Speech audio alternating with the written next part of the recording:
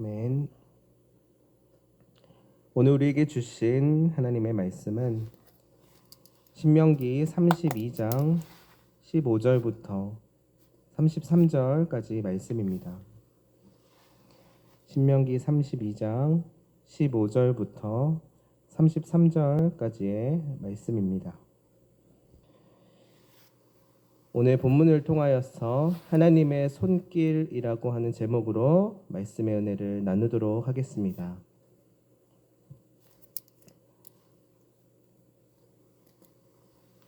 하나님은 사랑이십니다. 우리가 잘 알고 또한 경험하고 또한 고백하는 바와 같이 분명히 하나님은 사랑이십니다. 그러나 이 사랑은 우리가 가늠하고 또한 측량할 수 없는 그런 사랑입니다. 그만큼 크고 또한 깊은 사랑이라는 의미입니다. 때로는 우리가 그 사랑을 다 이해할 수 없기 때문에요. 더러는 아프고 힘든 일들을 겪곤 합니다. 이것이 무슨 말일까요?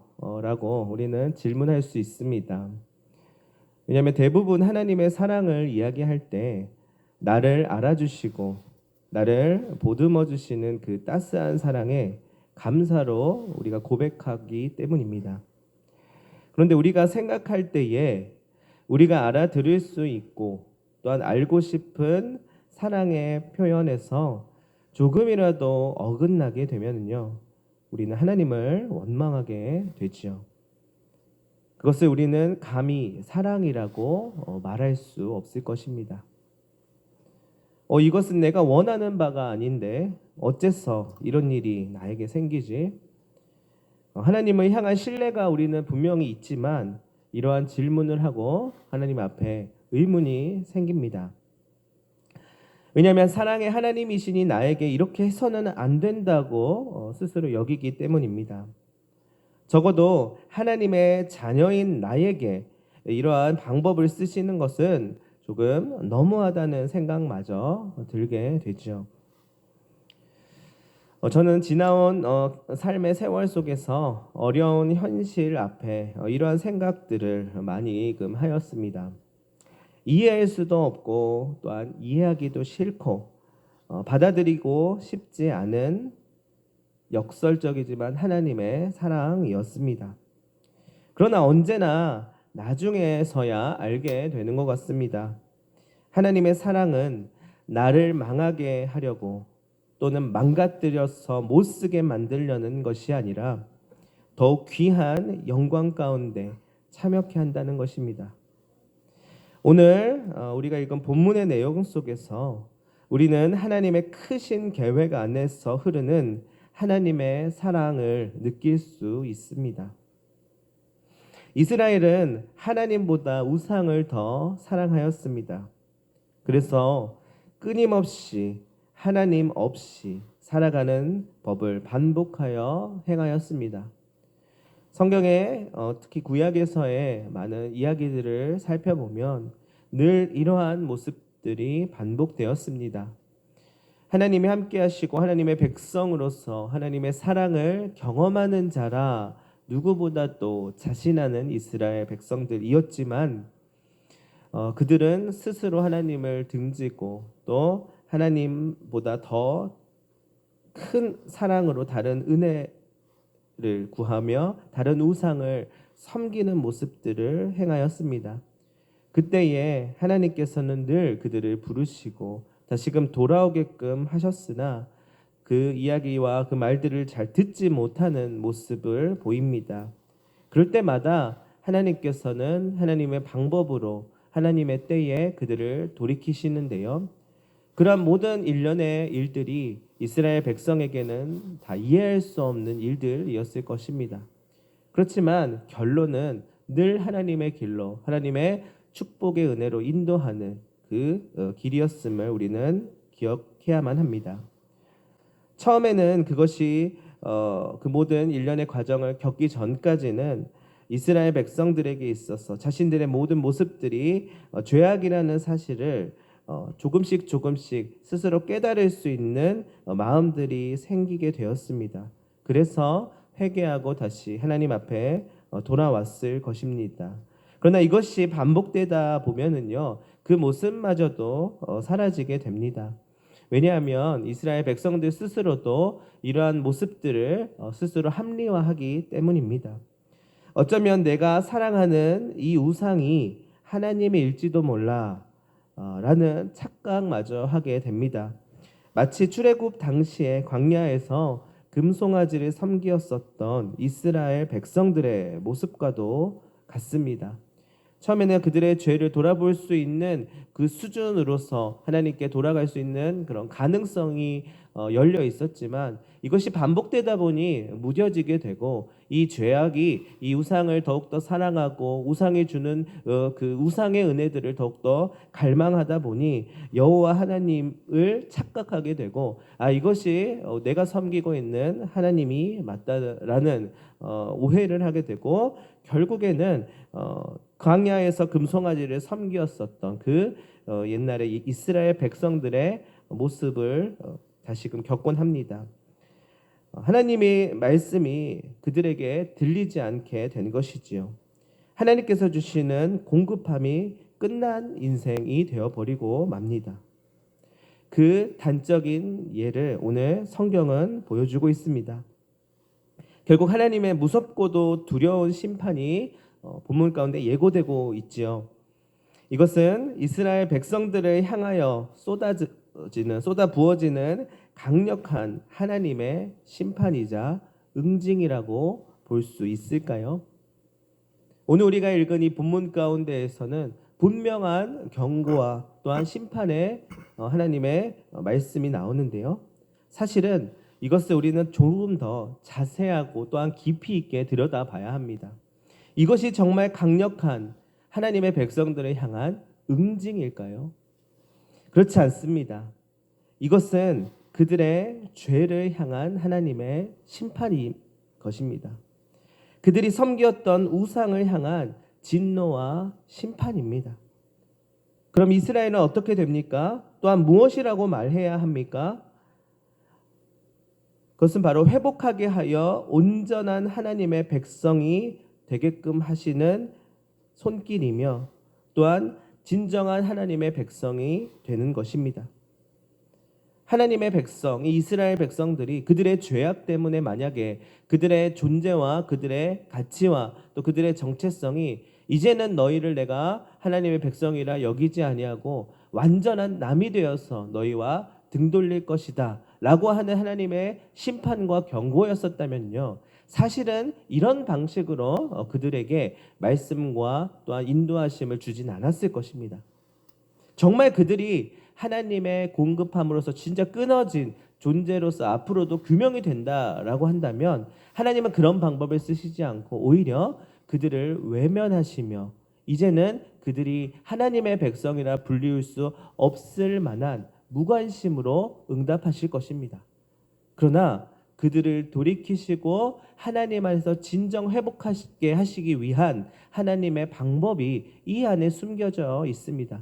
그것은 바로 그들의 죄를 향한 그 우상을 더 사랑하고 우상이 주는 그 은혜들, 우상의 은혜들을 갈망하는 그 죄악을 심판하시고 경고하시는 하나님의 뜻이 담겨 있는 것이지 그들의 존재 자체를 망가뜨리려는 하나님의 마음이 아니라는 것입니다.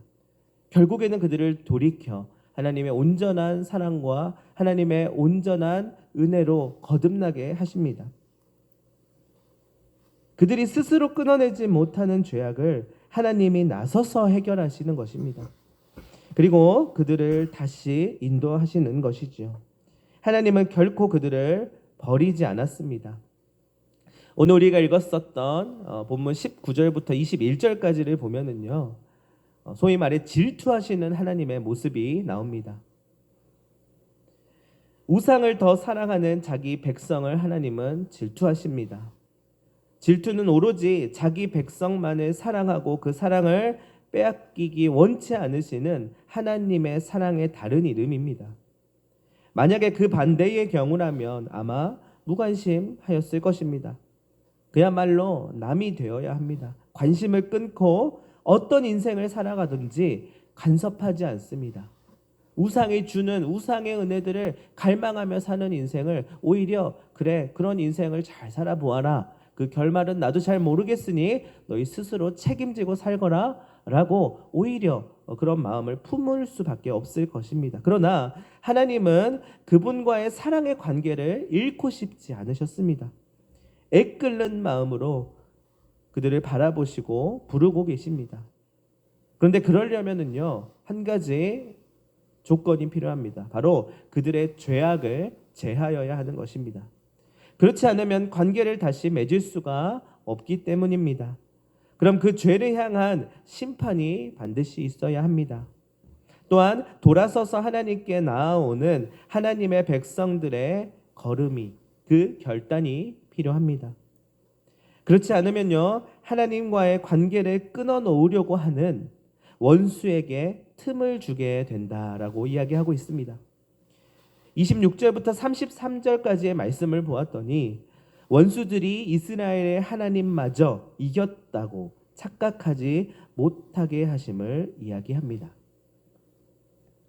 다시 말해서 자기 백성도 제대로 책임지지 못하는 무능력한 하나님으로 만들고자 하는 원수의 속셈을 무너뜨리는 하나님을 의미합니다.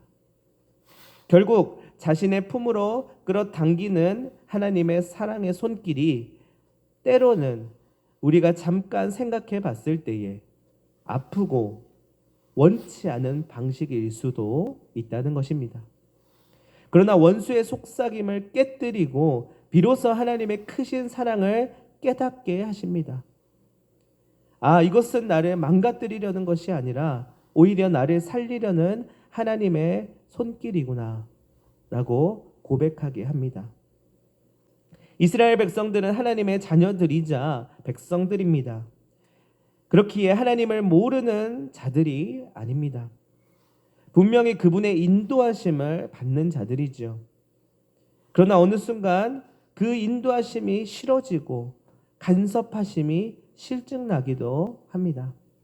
때로는 나의 생각과 방법이 하나님을 대체하기도 하고요. 무엇보다도 그것이 하나님의 뜻인 것처럼 보이기도 합니다.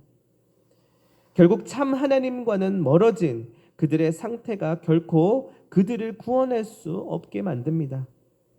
그래서 하나님은 다시금 생명을 얻게 하기 위하여서 크신 계획 안에서 회심의 기회를 주십니다. 연단의 시간을 주십니다. 그러나 그것이 우리의 입장에서는 결코 유쾌하지는 않게 느껴지는 것이죠. 제가 지난 주일 저녁에 자러 들어간 저희 첫째 딸이 방에서 막 울고 있어서요. 이 아이를 번쩍 안아서 거실로 데려오게 되었습니다. 이제 주일 저녁에 피곤한 몸을 이제 눕히고 잠을 청하려고 하는데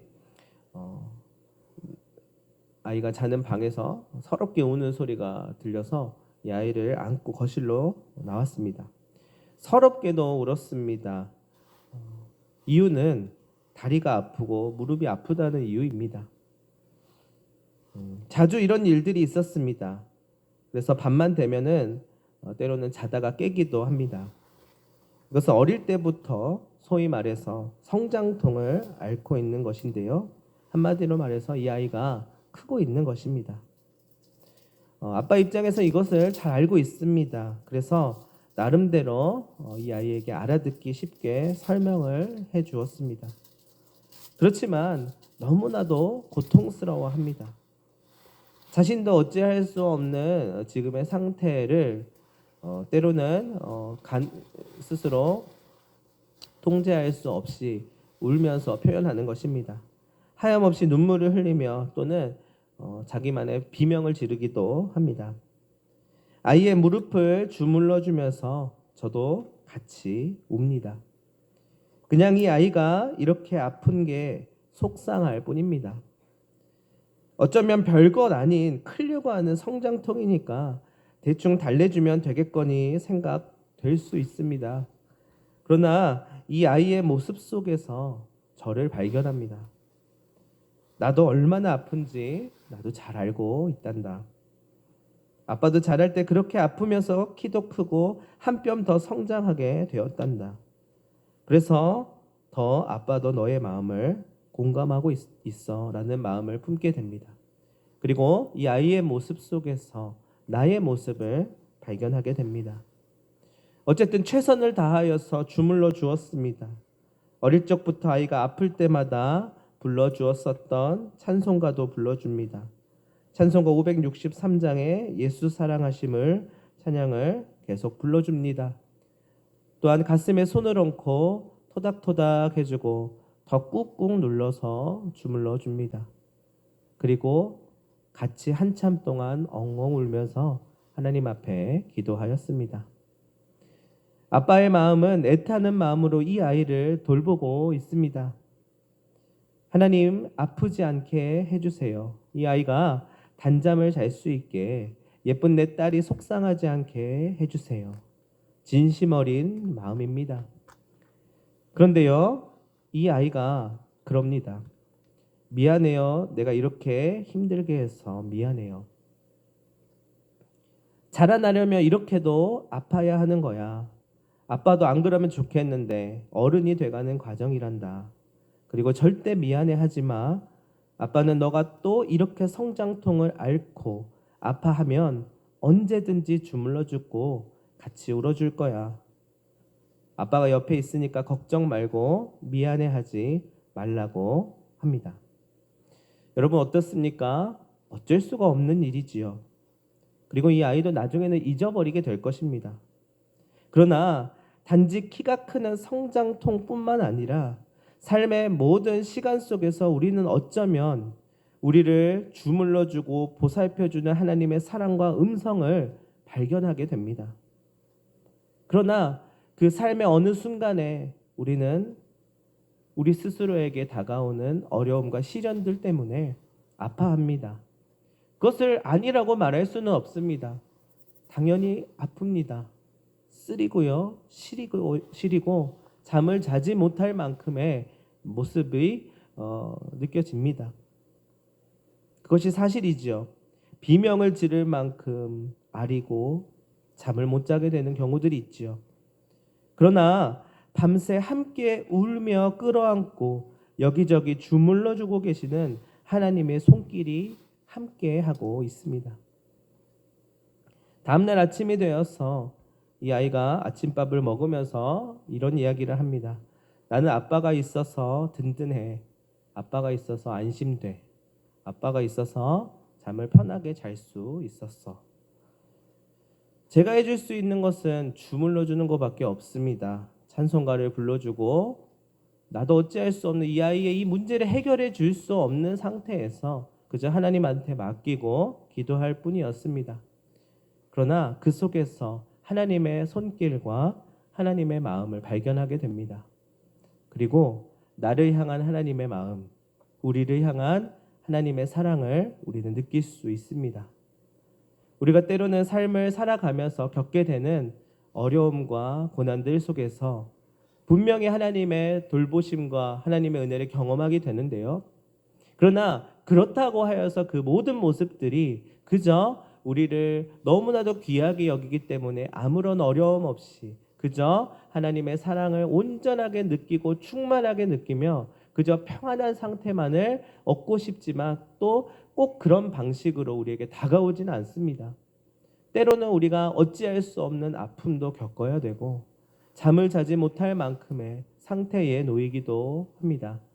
그러나 지나놓고 보면 그 모든 시간 속에서 함께하고 계시고 또 우리를 자라게 하시고 성숙해 하시고 하나님의 진정한 은혜를 깨닫게 하시는 그 길이었음을 느끼게 됩니다.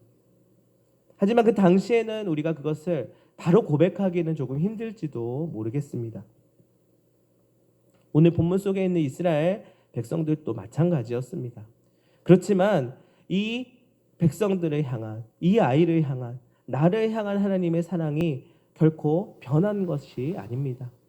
여전히 함께하고 계시고 신실하신 하나님께서 늘 중보하고 계십니다. 그리고 나서 그 후에 하나님의 그 사랑을 고백하게 하십니다. 하나님 아버지, 저는 하나님과 함께하고 있으니 안심됩니다. 하나님이 함께하시니 평안한 잠을 잘 수 있습니다. 하나님과 함께하니 나는 안전합니다. 우리 모두가 그러한 고백을 할 수 있게 되기를 간절히 소망합니다. 사랑하는 영신교회 성도 여러분, 저와 여러분을 지키시는 그 하나님을 오늘 꼭 기억하시기를 바랍니다. 결론은 하나님의 축복이자 선한 인도하심만이 남습니다. 다만 그 과정을 지날 때에 믿음으로, 신뢰로 주님의 손을 붙들고 한 걸음 한 걸음 나아가시기를 간절히 소망합니다. 우리 시간 함께 말씀을 돌아보며 기도하였으면 좋겠습니다. 하나님의 손길은 우리가 원하는 방식과 우리가 원하는 모습처럼 느껴지지 않을 때도 반드시 있습니다. 그러나 그 시간 속에서 우리를 중보하시고 우리를 사랑하시고 또한 은혜의 길로 인도하시는 하나님의 신실하심이 있습니다.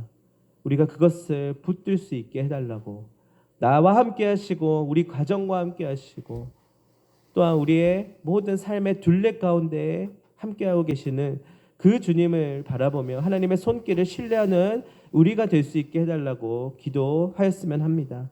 또 우리 교회 공동체 가운데 그 은혜가 흐르고 흘러서 하나님의 길을 함께 동행하며 걸어가는 우리 동역자들 가운데 하나님의 그 손길이 여전히 느껴지고 또한 나눌 수 있게 해달라고 함께 기도하였으면 합니다.